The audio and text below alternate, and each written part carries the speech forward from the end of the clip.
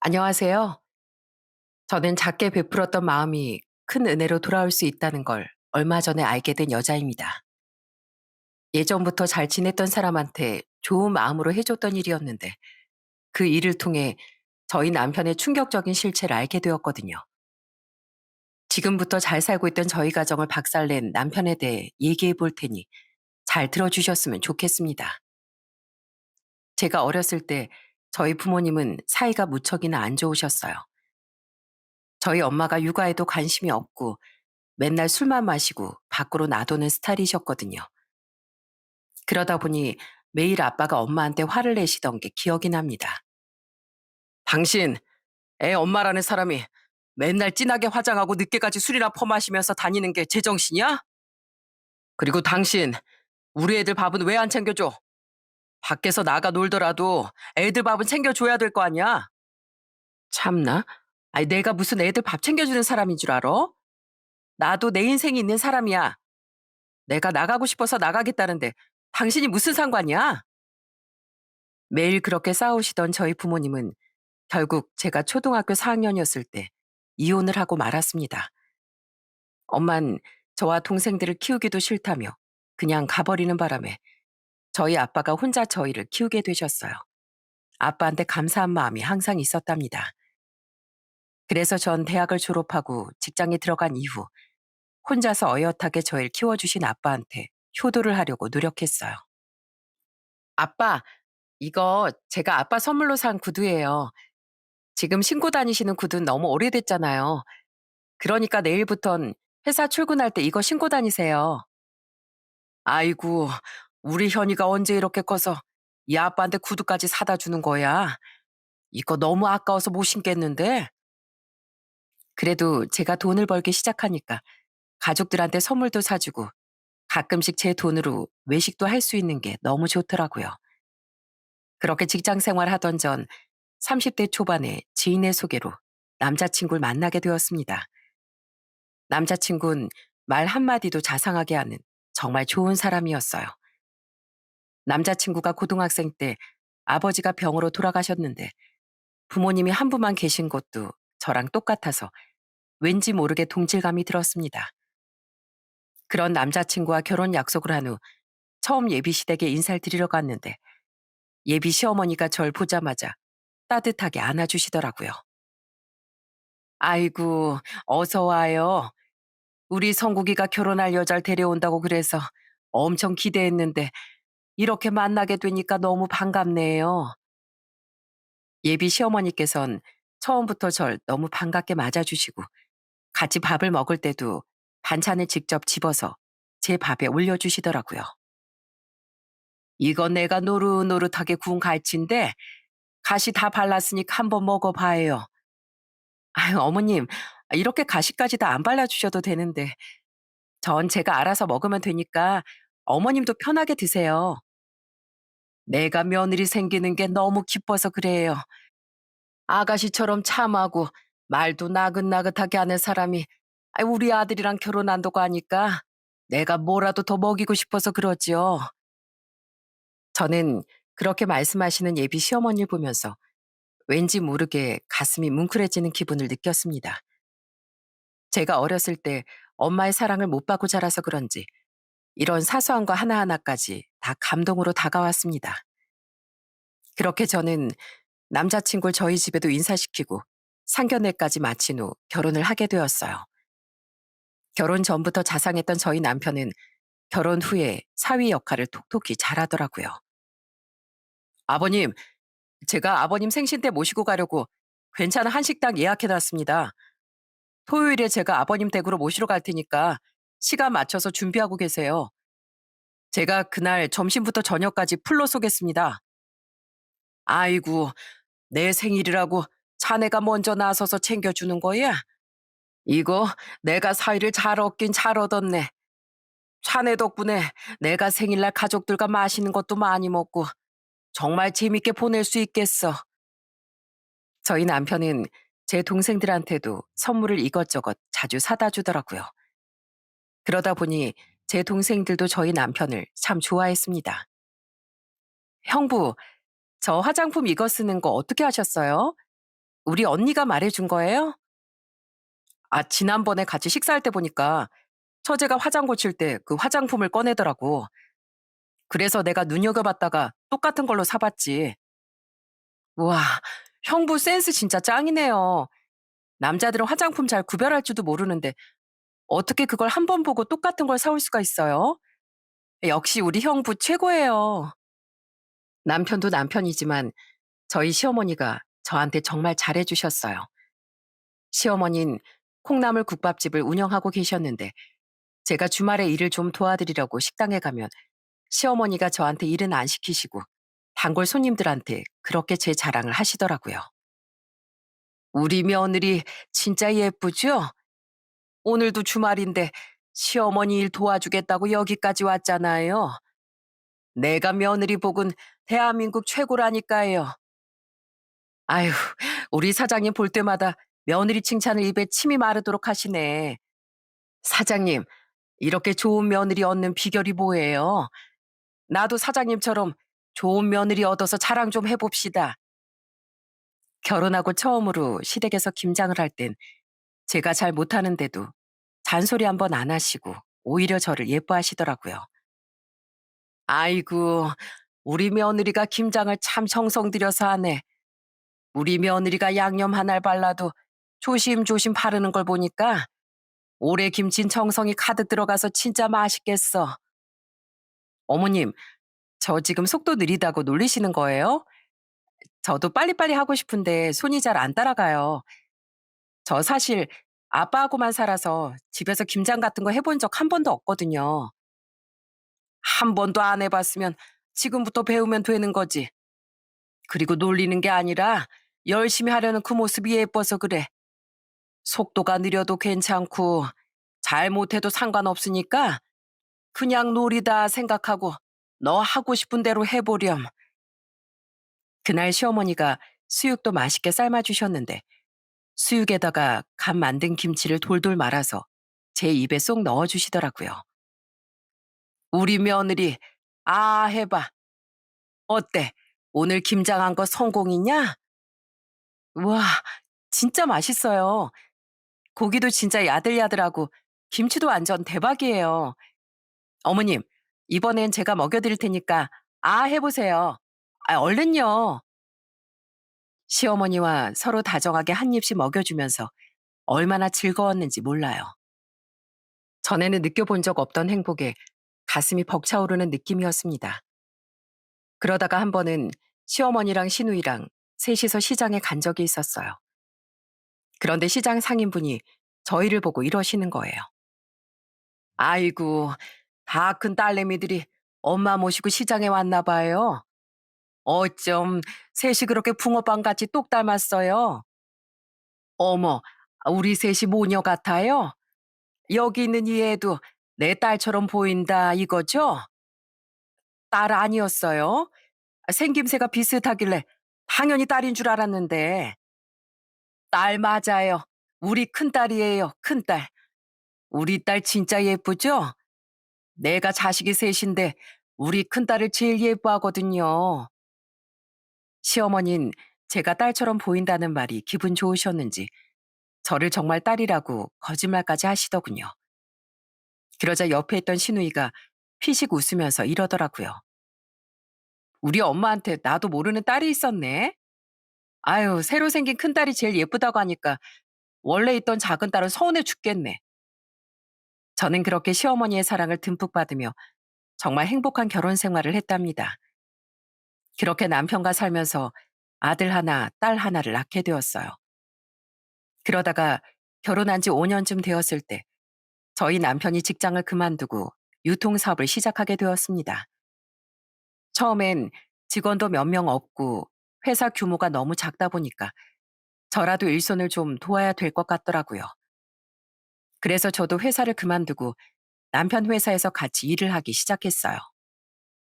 저는 밥값도 아끼고 같이 일하는 직원들한테 잘해주고 싶은 마음도 있어서 제가 직접 직원들 먹을 반찬을 매일 해갔습니다. 사모님, 반찬을 매일 너무 푸짐하게 싸다 주시는 거 아니에요? 다른 회사에선 다 밖에서 사 먹거나 시켜 먹는데 우린 이렇게 맨날 사모님이 직접 만드신 반찬으로 먹으니까 제 친구들도 얼마나 부러워하는 줄 아세요? 아휴, 선미 씨가 그렇게 말해주니까 진짜 고맙네.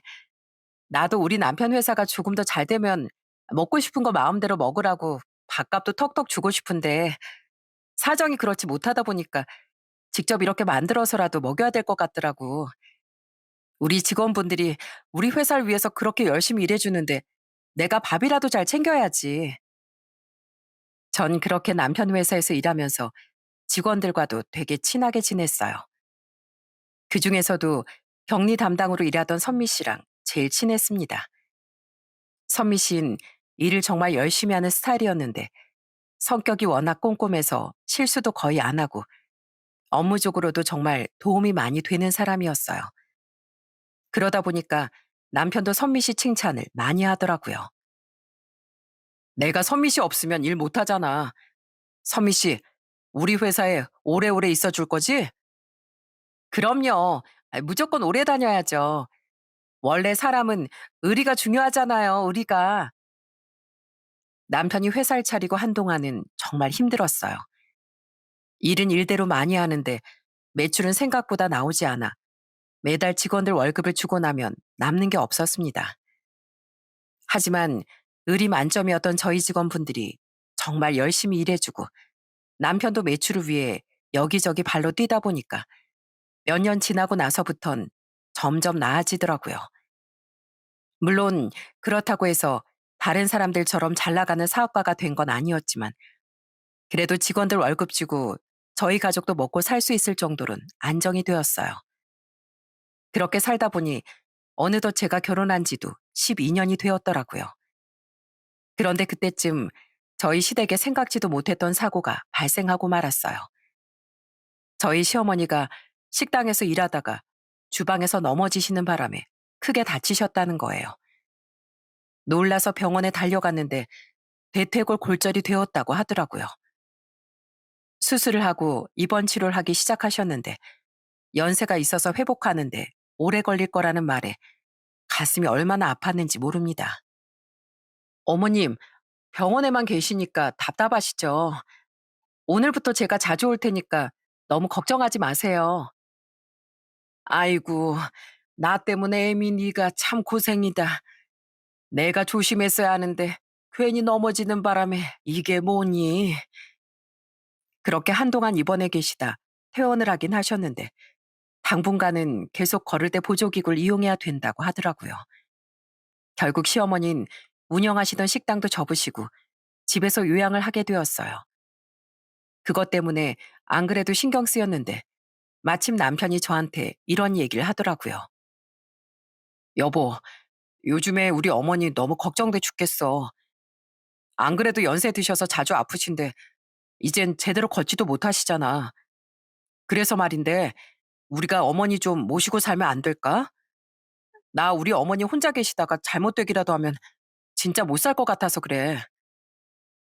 남편이 눈물까지 보이며 그렇게 얘기하길래 저는 조용히 고개를 끄덕였어요.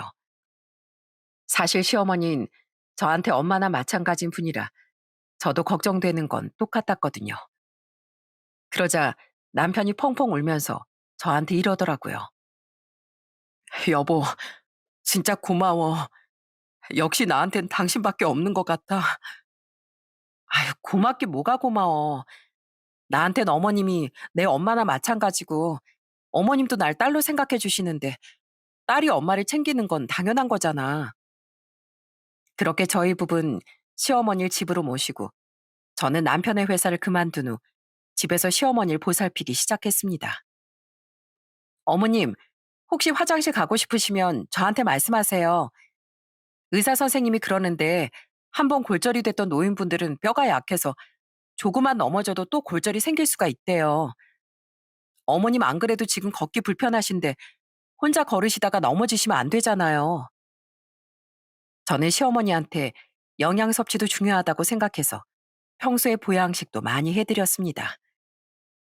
아유, 며칠 전에 갈비탕 해줬으면서 이번엔 또 삼계탕이야? 내가 애미 네 덕분에 진짜 호강하고 산다. 예전엔 특별한 날에나 이런 거 먹었었는데 요즘엔 일주일에 몇 번씩 몸보신을 든든하게 하지 않니? 이게 다 어머님 얼른 튼튼해지시라고 하는 거예요. 어머님이 얼른 건강해지셔야 예전처럼 저랑 나들이도 가시고 많이 놀러 다니시죠. 게다가 너무 안 움직이면 근육이 약해져서 또 넘어질 수 있다길래 시어머니와 같이 재활 운동도 열심히 했습니다. 하루에 2번씩 가볍게 집 앞에 산책도 하고 간단한 근력 운동을 배워서 집에서 시어머니랑 같이 하기도 했어요. 그러다 보니까 저희 애들도 절 따라서 자연스레 시어머니를 챙기더라고요. 할머니, 오늘은 저랑 같이 운동해요. 엄마가 오늘은 할머니 운동 당번 제가 해도 된다고 그랬어요. 아유, 그래. 그럼 오늘은 내가 우리 손주랑 같이 운동 한번 해볼까? 그나저나 이 할미가 운동 열심히 해서 얼른 튼튼해져야겠다. 그래야 우리 손주들이랑 여기저기 많이 다니지. 그렇게 제가 집에서 시어머니를 모시는 동안 저희 남편의 회사는 점점 바빠지기 시작했어요. 주말에도 거래처 사람 만난다면서 나가서 늦게 들어오고 금요일이면 꼭 술 마시러 가서 토요일 아침에 들어오더라고요. 여보, 이제 금요일엔 무조건 밤새서 술 마시는 걸로 정한 거야? 도대체 지금 몇 주째 밤새고 아침에 들어오는 거야? 아휴, 나도 밤새도록 술 마시느라 힘들어 죽겠으니까 제발 그 잔소리 좀 하지 마. 나도 비즈니스 때문에 거래처 사장님들이랑 술 마시는 거 진짜 피곤하단 말이야. 처음엔 사업하는 사람이니까 그럴 수도 있다고 이해하려고 했어요. 그런데 언젠가부턴 아예 저희 가족들한테 관심이 없어진 것 같더라고요. 한 번은 저희 딸이 학교에서 상을 받았다면서 남편한테 자랑을 한 적이 있었습니다. 아빠, 나 지난번에 학교에서 글짓기 했었는데 그걸로 최우수상 받았어요. 나 진짜 잘했죠? 뭐? 글짓기? 그건 원래 아무한테나 다 돌아가면서 상 주는 거 아니야? 이번엔 네가 받았으니까 다음번엔 다른 애한테 주겠지 뭐. 그런 거 아니거든요. 제가 글을 잘 써서 받은 거란 말이에요. 아빠는 왜 말을 그런 식으로 해요? 남편은 꼭 저런 식으로 저희 애들 기분을 상하게 할 때가 한두 번이 아니었습니다. 그러다가 한 번은 제가 남편한테 이렇게 얘기한 적이 있었어요. 여보, 민혁이 이제 고등학교 올라가는데 진로에 대해서 고민이 많은가 봐. 당신이 아빠로서 조언 좀 해주는 거 어때? 아유, 그냥 자기가 하고 싶은 거 하면 되지. 꼭 나한테 조언을 받아야 돼? 정하고 싶은 거 없으면 그냥 공부나 열심히 하라고 해. 자기 인생은 자기가 개척하는 거야. 알어? 아니, 당신은 무슨 애 아빠가 말을 그런 식으로 해. 다른 집 애도 아니고 당신 아들 있잖아. 아들이 고민이 있다는데 아빠로서 얘기 좀 들어주고 조언 좀 해줄 수 있는 거 아니야? 게다가 남편은 저희 시어머니한테도 점점 소홀해지기 시작했어요. 시어머니가 오랜만에 간장게장을 드시고 싶다고 하시길래 주말에 같이 먹으러 가자고 남편한테 얘기를 했더니 자긴 바쁘니까 우리끼리 갔다 오라는 거예요. 세상에 자기 어머니인데도 저러는 걸 보고 제가 알던 남편이 아닌 것 같다는 생각이 들었습니다. 그렇게 남편 회사를 그만두고 시어머니를 모시기 시작한 지 2년쯤 되었을 때였어요. 오랜만에 바쁜 남편도 응원할 겸 예전에 같이 일했던 직원들도 보고 싶어서 간식을 사들고 남편 회사에 찾아갔습니다. 그런데 가보니까 남편이 미팅이 있어서 나갔다고 하고 저랑 제일 친했던 선미 씨도 없더라고요. 제가 다른 직원한테 선미 씨 왜 안 왔냐고 물어보니까 이러더군요. 아, 선미 씨, 오늘 애가 너무 아파서 못 나온다고 하더라고요. 원래 선미 씨네 딸이 예전부터 몸이 좀 안 좋았잖아요. 그런데 최근에 좀 많이 아픈지 일하다가도 딸 걱정에 갑자기 울고 그러더라고요. 저는 그 얘기를 듣고 순간 너무 마음이 쓰이더라고요. 그래서 일단 직원들한테 간식을 나눠주고 집에 돌아오는 길에 선미 씨한테 전화를 해봤어요. 그랬더니 선미 씨가 울먹이면서 전화를 받더군요. 사모님, 오늘 회사에 오셨었다고요? 저도 오늘 회사에 출근했으면 오랜만에 뵀었을 텐데 저희 딸이 갑자기 아파서 회사를 못 나갔어요. 아유, 선미 씨가 참 고생이 많겠네. 근데 요즘에 힘들어서 회사에서도 자주 운다며. 딸이 얼마나 아프길래 그래? 병원에서 치료받아도 차도가 없는 거야? 그것도 그렇긴 한데 하루하루 사는 게 너무 힘들어서 저도 모르게 자꾸 눈물을 흘리게 되더라고요. 사실 저희 남편은 없는 이만 못한 존재거든요.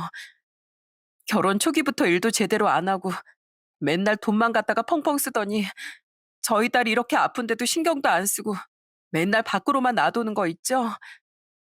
그래서 저라도 저희 딸 병원비 벌어보려고 퇴근하고 저녁에 맨날 설거지 일까지 하고 있어요. 이번에도 또 병원비 나갈 게 한가득인데 수중에 돈이 없어서 어떻게 해야 될지 정말 모르겠어요. 사모님, 저 진짜 어떡하면 좋죠? 아휴, 선미 씨한테 그런 사정이 있었구나. 그런데 그렇게 힘들었으면 우리 남편한테 좀 도와달라고 부탁을 해보지 그랬어. 그래도 선미 씨가 우리 남편 회사에서 그렇게 오래 일했는데 부탁하면 조금이라도 도와줬을 거 아니야. 안 그래도 염치불구하고 사장님한테 부탁을 드려봤는데 바로 단칼에 거절을 하시더라고요. 공과 사는 똑바로 구분하자면서 일 시켜주는 것만으로도 감사하게 생각하래요. 아휴, 우리 남편이 진짜 그랬단 말이야? 선미 씨, 지금 필요한 병원비가 얼마야? 부담 갖지 말고 그냥 나한테 편하게 말해봐. 그래도 예전에 친하게 지냈던 직원이고 선미 씨가 저희 남편 회사에서 얼마나 고생했는지 잘 알고 있기 때문에 외면할 수가 없더라고요. 비록 저희 남편이 부탁을 매정하게 거절했다곤 하지만 저만큼은 선미 씨를 도와줘야겠다고 생각했습니다. 그래서 전 선미 씨가 필요하다고 한 병원비가 얼마인지 물어보고 그 금액을 바로 입금해 줬어요. 그러자 선미 씨가 저한테 다시 전화를 해선 이러더라고요. 사모님, 정말 감사해요. 덕분에 저희 딸 급한 병원비 낼 수 있을 것 같아요. 저 진짜 눈앞이 깜깜해서 확 죽어버리고 싶은 심정이었는데 사모님 덕분에 살아갈 용기를 얻은 것 같아요. 아휴, 원래 사람은 다 그렇게 돕고 사는 거지 뭐. 선미 씨가 그동안 얼마나 열심히 일해줬는데 내가 그 정도도 못 도와주겠어? 그래도 사장님 말씀처럼 공과 사는 다른 거잖아요. 저 솔직히 사장님이 못 도와주신다고 말씀하셨을 때도 어쩔 수 없다고 생각했는데 사모님께서 이렇게 도와주시니까 얼마나 감사한지 몰라요.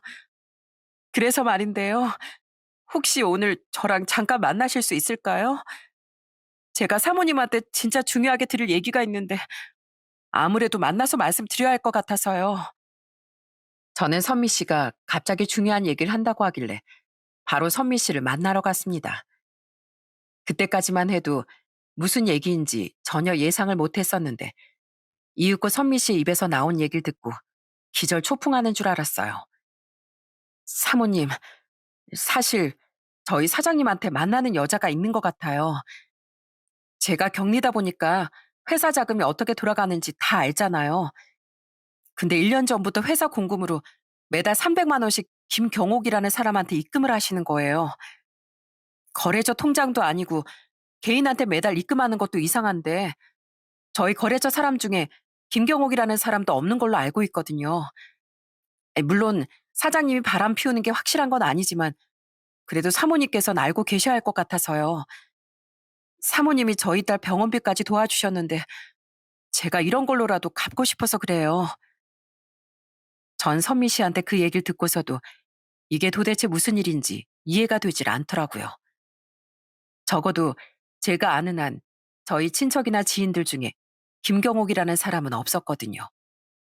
그래서 전 의심스러운 마음에 심부름 센터에 의뢰해 남편의 뒷조사를 시작했습니다. 그리고 얼마 후 남편이 밖에서 무슨 짓을 하고 다니는지 알게 되었어요. 남편이 낮 시간에 회사에서 나와 자꾸 무슨 막창집에 들어가는 사진이 찍혀 있는 겁니다. 거기 여사장과 누가 봐도 연인 사이처럼 다정하게 있는 사진을 보고 정말 기절초풍하는 줄 알았어요. 최근 들어 바쁜 줄만 알았던 저희 남편이 저 몰래 바람을 피우고 있었던 거더라고요. 너무나 큰 충격에 손발이 덜덜 떨리고 눈앞이 깜깜해졌지만 이왕 이렇게 된 거 그 둘을 가만히 놔두면 안 되겠다는 생각에 하루 날 잡고 제가 직접 남편을 미행했어요. 그날은 토요일이었는데 남편이 또 거래처랑 미팅이 있다고 해놓고선 어떤 사람과 같이 또 그 막창집에 들어가 술을 마시기 시작하더라고요. 그래서 저도 일부러 그 막창집에 들어가서 자리에 앉았습니다. 그리고 일부러 남편 들으라는 듯 큰 소리로 외쳤어요. 저기요, 여기 막창 좀 주세요. 그런데 그때 제 목소리를 들었는지 옆옆 테이블에 있던 남편이 깜짝 놀라서 절 쳐다보더라고요. 여, 여보, 여긴 어떻게 왔어? 집에 있어야 될 사람이 왜 여기 와 있는 거냐고? 왜? 나도 막창 먹으러 왔는데? 당신이 막창집 단골인 것 같길래 얼마나 맛있나 궁금해서 나도 먹으러 와봤지. 그나저나 당신 진짜 대단하다. 나한텐 맨날 바쁘다고 하고 우리 가족한테도 소홀하게 하더니 언제 이렇게 바람을 피고 다니셨대? 뭐? 갑자기 그게 무슨 소리야? 내가 무슨 바람을 피웠다고 그래? 당신이 막창집 여사장이랑 바람 피웠잖아. 한 달에 300만 원씩 김경옥이란 여자한테 1년 동안이나 돈 보낸 거 내가 모를 줄 알아? 내가 알아보니까 여기 막창집 사장 이름이 김경옥이던데. 제가 그렇게 얘기하자 남편이 기겁을 하고선 저한테 이러더라고요. 뭐야, 당신이 그걸 어떻게 알았어? 설마 선미 씨가 얘기한 거야?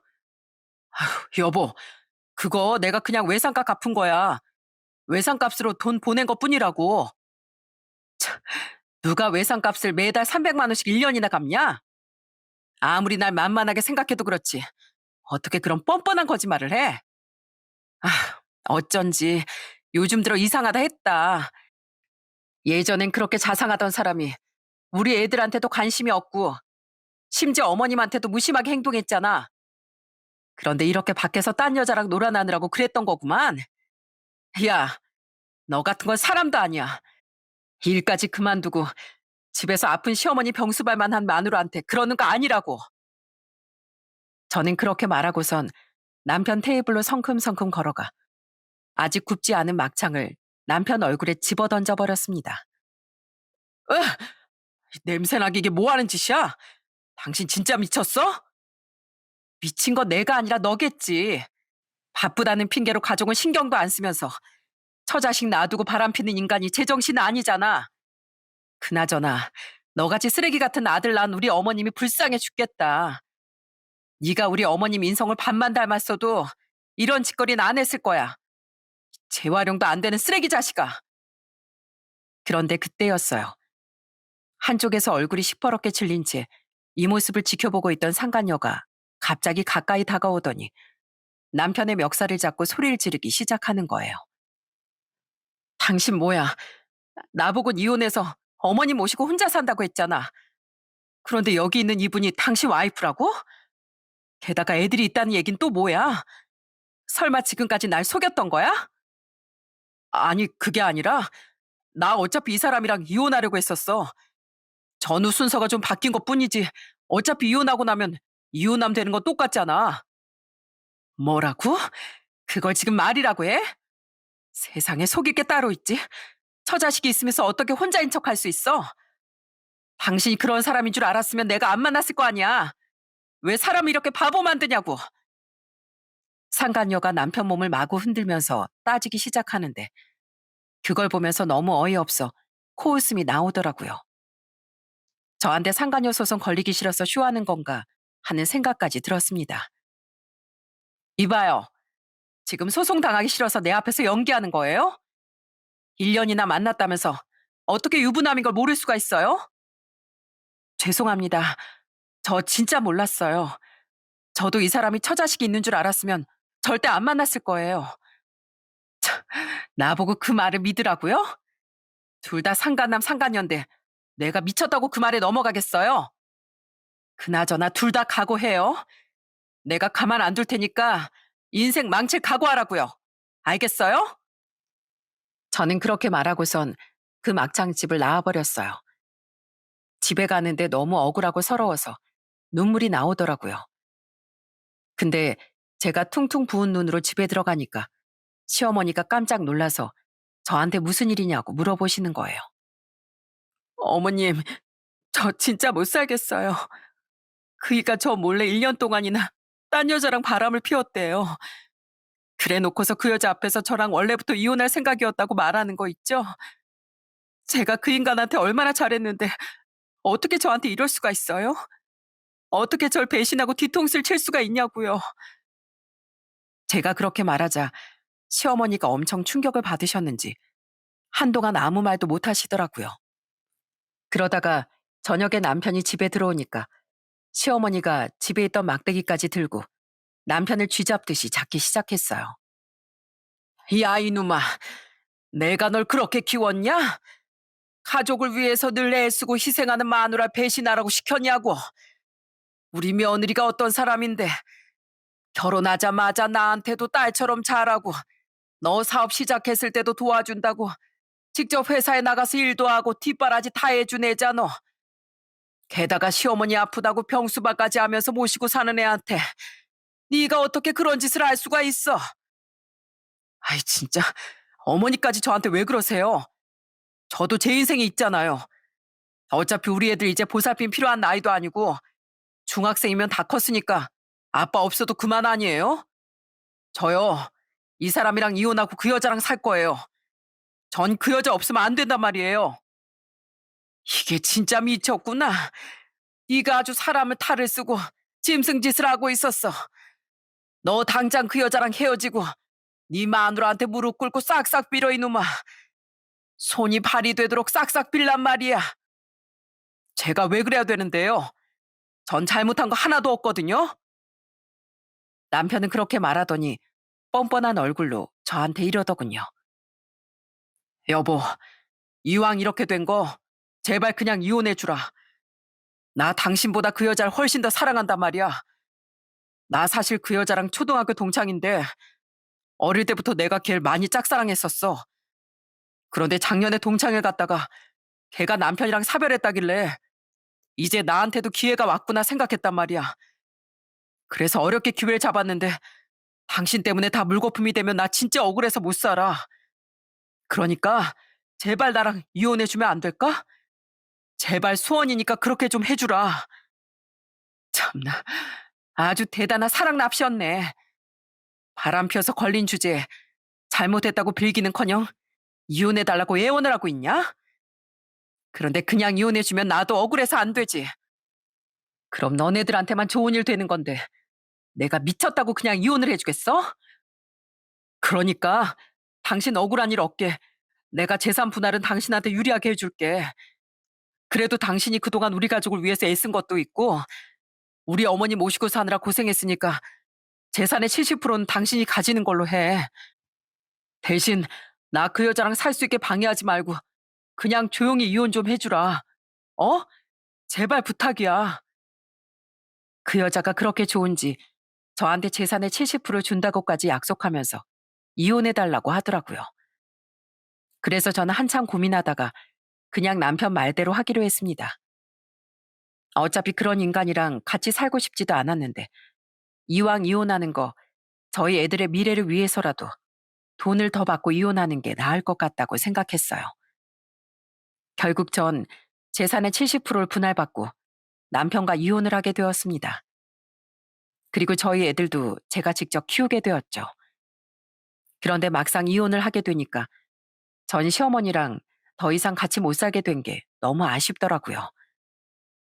어머님, 죄송해요. 저 어머님이랑 평생 동안 엄마랑 딸처럼 지내고 싶었는데 어쩔 수 없이 이렇게 됐네요. 괜찮다.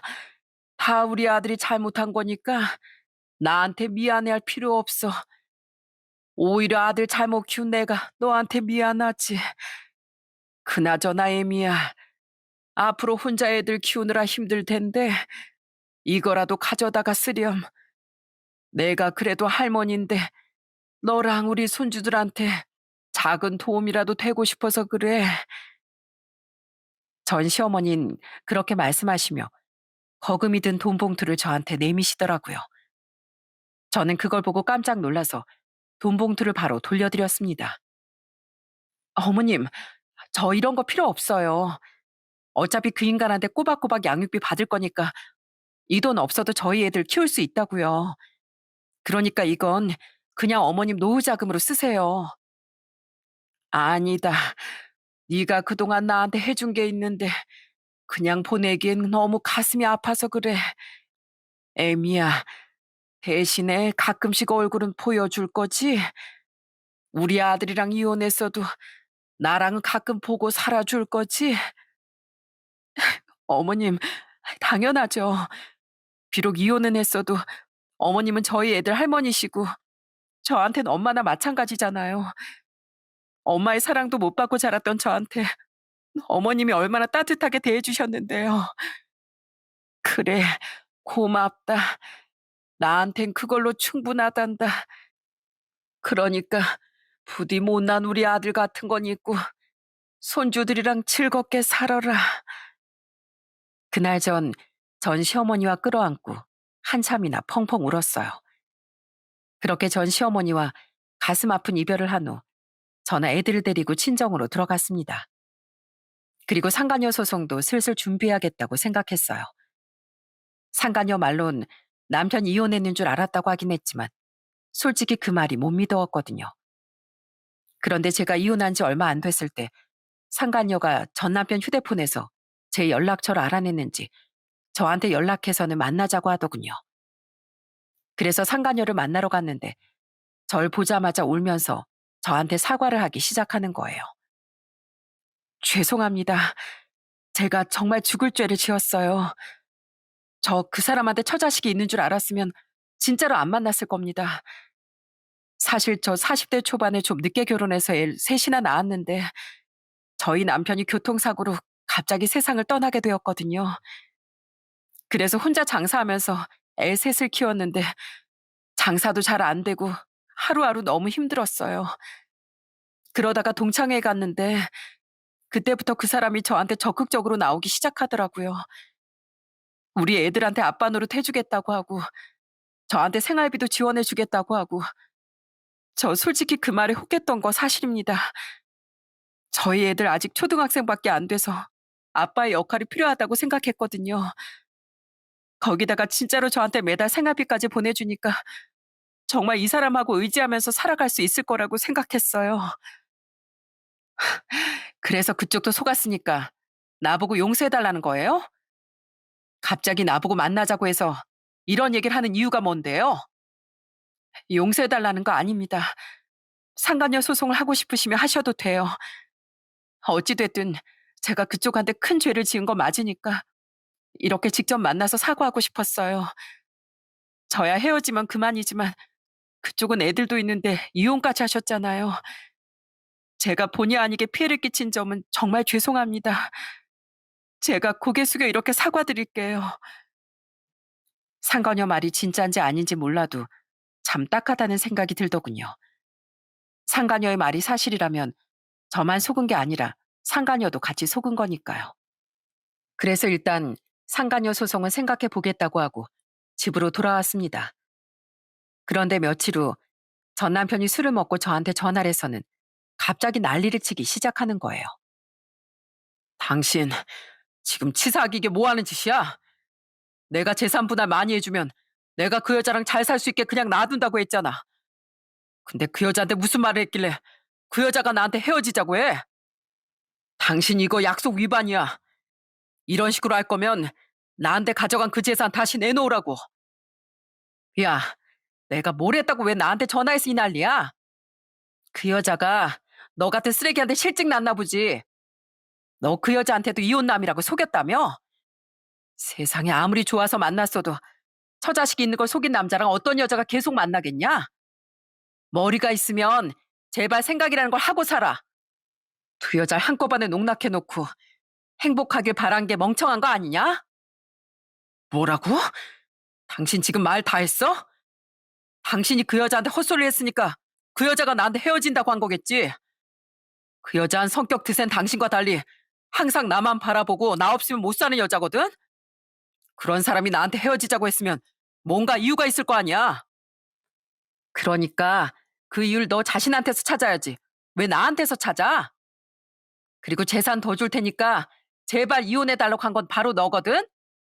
난 네가 해달라는 대로 해줬고 너랑 그 여자 사이 방해한 적도 없으니까 네 일은 네가 알아서 해결해.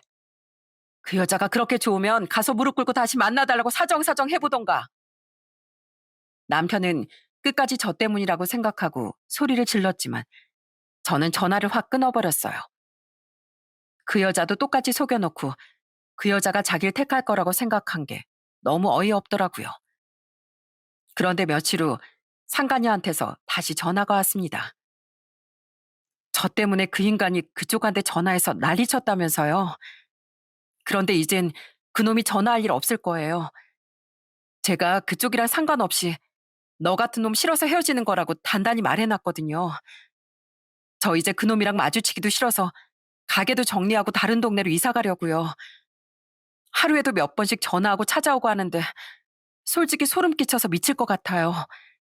그 인간 이번에 무슨 짓 했는지 저희 동창들 사이에도 소문이 쫙 나는데 아마 의지할 친구도 없이 외롭게 지내야 될 거예요. 그쪽 분이 그 인간이랑 살면서 시어머니도 모시고 살고 정말 잘해주셨다고 들었는데 그런 사람을 배신했으니 그런 꼴 돼도 싸죠. 저도 이제 그냥 저 혼자 애들 열심히 키워보려고요. 그동안 저 때문에 충격도 받고 마음고생 많이 하셨을 텐데 정말 죄송했습니다. 상간년 끝까지 저한테 사과를 하더군요. 나중에 알아보니까 진짜로 전 남편이 이혼남인 줄 알았던 거더라고요. 그래서 저는 상간녀 소송을 그냥 하지 않기로 했습니다. 그렇게 가족을 배신하고 더러운 짓거리를 하던 전 남편은 결국 두 여자한테 모두 팽당하게 되었어요. 저는 그러거나 말거나 그냥 저희 식구들과 잘 지냈습니다. 혼자 사시던 저희 아빠가 이제 저랑 저희 애들이 있어서 너무 좋다고 하시더라고요.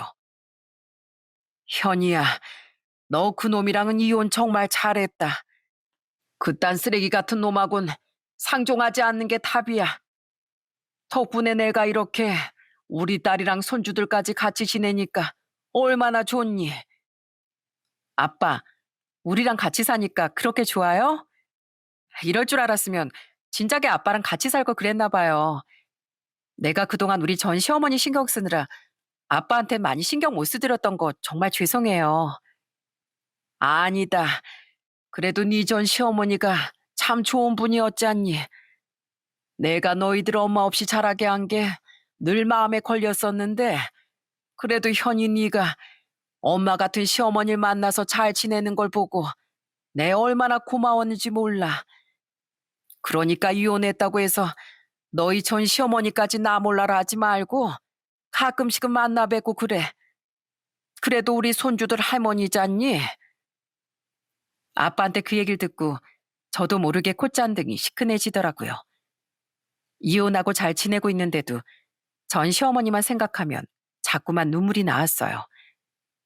그런데 정말 고맙게도 저희 애들이 저한테 이러더군요. 엄마, 우리 이번 주에 할머니 보러 가면 안 돼요? 아빤 보고 싶지 않은데 할머니는 진짜 보고 싶단 말이에요. 우리 할머니랑 같이 맛있는 거 먹으러 가요. 네? 그렇게 저는 이혼하고 처음으로 애들을 데리고 전 시어머니를 만나고 왔습니다. 전 시어머니는 요양병원에서 지내고 계셨는데 저희가 찾아가니까 너무 좋아하시더라고요. 그래서 앞으로도 종종 이렇게 전 시어머니와 같이 즐거운 시간을 보내야겠다고 생각했어요. 그렇게 전 남편과 이혼하고 잘 살던 중 선미 씨한테 또다시 연락이 왔습니다. 사모님, 잘 지내시죠? 저 이번에 다른 회사로 이직했어요. 어쨌든 제가 사장님이 바람 피우시는 거 폭로한 당사자인데 계속 그 회사에 다닐 순 없겠더라고요. 그런데 사모님, 그것 때문에 충격 진짜 많이 받으셨죠? 아휴, 그걸 말이라고 해. 그래도 내가 선미 씨 덕분에 그 인간 실체를 알아채서 얼마나 고마웠는지 몰라. 안 그래도 내가 조만간 선미 씨한테 밥이라도 한 끼 사주려고 했거든. 선미 씨 아니었으면 내가 계속 속고 살다가 뒤통수를 더 세게 맞을 뻔했잖아. 에이, 밥은 사모님이 아니라 제가 사드려야죠. 사모님 덕분에 저희 딸 급한 병원비도 해결하고 얼마나 도움이 많이 됐는데요. 그런데 사모님, 원래 나쁜 짓 한 인간들은 끝이 안 좋을 수밖에 없는 거 아시죠? 제가 그 회사 경리였어서 잘 아는데 최근에 계속 회사 사정이 안 좋았었거든요. 안 그래도 사장님이 돈이 모자라서 직원 한두 명 자를까 말까 고민하고 계셨어요. 그런 상황에서 모르는 사람한테 돈을 300만 원씩 보내니까 그게 더 이상하다고 생각해서 사모님한테 말씀드린 거예요. 솔직히 전 그냥 그 회사가 확 망해버렸으면 좋겠어요. 사장님은 솔직히 그 정도는 당해도 싸잖아요. 그쵸? 선미 씨 얘기를 들어보니 전 남편의 회사가 많이 어려운 상황인 것 같더군요. 그런 상황에서 저한테 재산도 많이 떼주고 저희 애들 양육비까지 보내야 하니까 아마 앞으로 고생 꽤나 할 것 같아요. 그러게 한 가정의 가장으로서 가족을 지킬 생각을 해야지. 왜 딴짓거리를 하면서 가족한테 상처를 주나요? 전 남편 한 명으로 인해 저는 물론이고 속아서 만났던 상간녀에 저희 애들이랑 시어머니까지 도대체 상처 입은 사람이 몇 명인지 모르겠어요. 여러 사람한테 민폐가 되는 그런 행동을 했으니 앞으로도 전 남편이 쭉 가시밭길만 걸었으면 좋겠습니다. 제가 예전에 들었던 명언 중에 이런 말이 있어요. 선행은 부메랑과 같아서 뜻하지 않은 방법으로 당신에게 돌아올 것이다. 제가 선미 씨의 사정을 우연히 알게 되어 도와준 덕분에 남편의 불륜까지 알게 된 게 정말 신기한 일인 것 같아요. 제가 그날 선미 씨가 출근을 하든 말든 신경을 안 썼다면, 선미 씨가 어려운 상황에 처한 걸 알고서도 도와주지 않았다면 저는 아직도 전 남편이 제 뒤에서 그런 짓을 하고 있는지 몰랐을 겁니다. 저의 작은 도움이 큰 은혜가 되어 돌아온 걸 보고 정말 감사하다는 생각이 들더라고요. 그러니 여러분들께서도 주변에 어려운 사람이 있으면 조금씩 도와주셨으면 좋겠어요. 그게 나중에 진짜로 부메랑이 되어 돌아올지 모르겠지만 그래도 뭐든지 베푸는 게 좋은 삶이잖아요. 그러다가 진짜로 저처럼 더 큰 보답으로 돌아올 수도 있는 거고요. 그럼 전 이 세상이 조금 더 따뜻한 세상이 되길 바라며 제 사연을 마치도록 하겠습니다. 끝까지 들어주셔서 감사합니다.